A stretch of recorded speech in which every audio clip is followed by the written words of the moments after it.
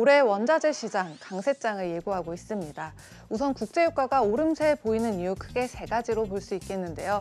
이 오펙의 생산량 조절 문제, 또 수요에 비해서 부족한 생산량 감소 문제, 그리고 백신 보급으로 인한 투자 심리 회복이 눈에 띄게 두드러지고 있기 때문입니다. 그래서 작년 11월부터 오름세를 보이면서 현재는 53달러 선을 보이고 있습니다.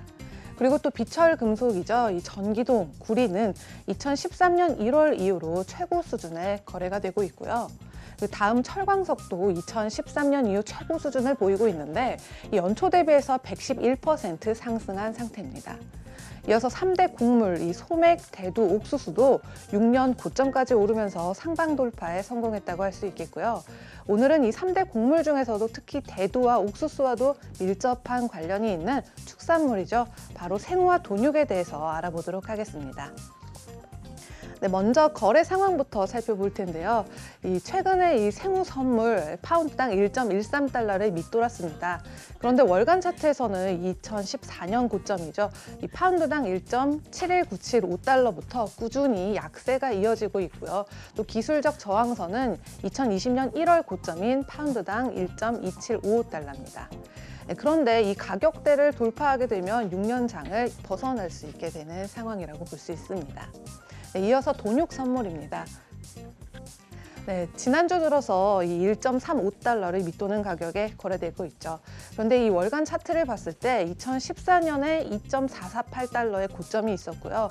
이 작년 4월에는 코로나19 영향 때문에 1.0395달러를 저점을 기록하고 있는 모습입니다. 그리고 그 이후에는 이 회복세가 보이긴 했지만 2014년부터 이어진 6년 약세장을 벗어나기 위해서는 1.464에서 1.494달러 수준을 돌파해야 되는 모습입니다. 네, 그런데 이 곡물 시장의 움직임을 고려한다면요. 축산물 시장은 향후 몇 달 동안 상당한 가격 상승을 보일 것으로 예상이 되는데요. 바로 그 이유 세 가지를 알아보겠습니다. 네, 첫 번째인데요. 대두 가격의 영향입니다. 이 대두는 분쇄 과정, 즉 이 크러쉬 과정을 거쳐서 대두유와 대두박이 생산되는데요. 이 중에서 대두박은 사료의 주된 원료로 쓰입니다.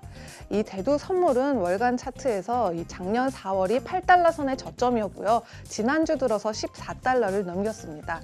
그리고 올해 1월 초부터는 2014년 6월 이래 최고 수준의 거래가 되고 있습니다. 그럼 또 다른 사료, 이 옥수수는 어떨까요? 이 월간 옥수수 선물은 지난 4월에 이 부셸당 3달러 수준이었는데요. 지난주 들어서 2013년 7월 이후에 최고가죠. 부셸당 5.4달러로 상승을 했습니다. 네, 쉽게 정리했을 때 투입제 가격이 올랐을 때 상품 가격도 같이 상승한다고 볼 수가 있겠습니다. 네, 그리고 두 번째 이유입니다. 네, 공급망 혼란에서 발생한 낮은 재고 상황인데요. 작년에 코로나19 때문에 육류 공장들이 가동률이 떨어지거나 폐쇄까지 하게 되는 상황을 겪었는데요. 그래서 공장주들이 이 폐쇄 때문에 가축을 또 처분할 수밖에 없는 아주 힘든 상황을 겪게 됐습니다. 즉 2020년의 경제적인 타격과 2021년의 높은 사료 가격을 감안을 했을 때 생산량 감소까지 이어지는 현상은 아주 자연스러운 결론이 되겠죠. 그리고 높은 곡물 가격은 또 이 공장으로 향하는 가축 수를 줄이기 때문에 육류 수급난까지 유발하게 되겠습니다. 그리고 보통 육류 수요에 있어서 가장 성수기 5월 말에서 9월 초고요. 1월이 바로 비수기의 정점이라고 볼 수가 있는데요. 그래서 이 5월 말이면 이 본격적인 육류 소비철이 시작이 될 테고요. 또 여름쯤이 오면 백신 접종 때문에 이 코로나19 집단 면역이 형성된다고 봤을 때 작년에 비해서 확실히 이 압도적으로 모임이 늘어날 수밖에 없겠고 육류 수요가 상승하게 되겠습니다. 즉 작년에 있었던 공급망 혼란과 곡물의 가격 상승 때문에 이 생우와 돈육이 강세가 이어질 수밖에 없는 상황입니다. 네, 세 번째입니다. 이 상품 전반의 수요를 꾸준히 높이고 있는 인류 통계적인 추세입니다. 이 미 통계국에 따르면 2000년에는 이 세계 인류가 약 60억 명이었습니다.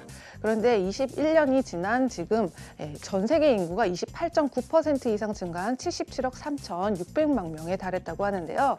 그래서 자연스럽게 육류 소비자가 더 늘어났다고 볼 수 있습니다. 그래서 실제로 지난 20년 동안 인류 통계학적 요소는 이 육류 선물 시장에 아주 직접적인 영향을 끼쳤고요.